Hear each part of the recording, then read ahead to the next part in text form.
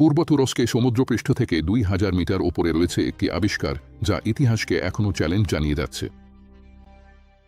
1977 সালে বাইবেলীয় অনুসন্ধানকারী রন ওয়াট আরারাত পর্বতমালার কাছে নোয়াহর নৌকার সঙ্গে ঐতিহ্যগতভাবে যুক্ত পর্বত থেকে মাত্র 18 মাইল দূরে একটি বিশাল নৌকার আকৃতির গঠন পরীক্ষা করেন।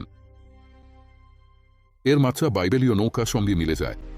গ্রাউন্ড পেনিট্রেটিং রাডার একটি স্পষ্ট নৌকার আকৃতির কাঠামো প্রকাশ করে, যার মধ্যে স্পষ্ট অভ্যন্তরীণ বিভাজন, 3টি স্তর, সিঁড়ির মতো বৈশিষ্ট্য এবং একটি বর্গাকার দরজার খোলার মতো অংশ দেখা যায়। কোর নমুনা থেকে নাকি পশুর লোম এবং জীবাশ্মকৃত মল পাওয়া গেছে। দ্য বিল শেয়ার ল্যাবরেটরি বিশ্লেষণে দেখা যায়, যেটিকে পাথর হয়ে যাওয়া কাঠ বলে মনে করা হচ্ছিল, সেটি আসলে কঠিন পাথর নয়, বরং কার্বন ভিত্তিক। চারপাশের এলাকায় রয়েছে বিশাল রক স্টোন, প্রাচীন কবর, পেট্রোগ্লিফ এবং নানা নিদর্শন। কাছেই রয়েছে এইতে শহর নামে একটি স্থান, যার নাম অনেকেই নোয়াহ এবং তার সঙ্গে বেঁচে যাওয়া সাহায্যের সঙ্গে যুক্ত করেন। এটা কি শুধুই প্রাকৃতিক গঠন, নাকি ইতিহাসের সবচেয়ে বিখ্যাত জাহাজের অবশিষ্টাংশ?